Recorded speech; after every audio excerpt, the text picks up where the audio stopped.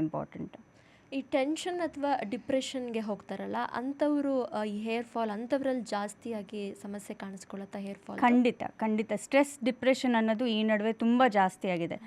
ವಯಸ್ಸಿನ ವ್ಯತ್ಯಾಸ ಇಲ್ಲದೇನೆ ಎಲ್ಲ ಏಜ್ ಗ್ರೂಪ್ಸಲ್ಲೂ ಸ್ಟ್ರೆಸ್ ಅನ್ನೋದು ಕಾಮನ್ ಆಗಿ ಇದೆ. ಸೊ ಸ್ಟ್ರೆಸ್ ಡಿಪ್ರೆಷನ್ ಎಲ್ಲ ಹೇರ್ ಫಾಲ್ ಖಂಡಿತ ಕಾಸ್ ಮಾಡುತ್ತೆ.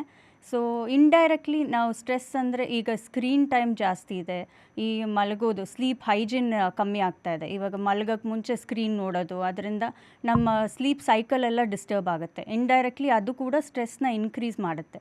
ಯಾವುದೇ ಕೆಲಸ ಆಗಲಿ, ಒತ್ತಡ ತರುವ ಕೆಲಸ ಆಗಲಿ, ಮಾನಸಿಕ ಅಥವಾ ತುಂಬ ಒತ್ತಡದಿಂದ ಮಾಡುವ ಕೆಲಸದಿಂದ ಕೂಡ ಸ್ಟ್ರೆಸ್ ಆಗ್ಬೋದು. ಅದರಿಂದ ಕೂಡ ಹೇರ್ ಫಾಲ್ ಹೆಚ್ಚಾಗುತ್ತೆ.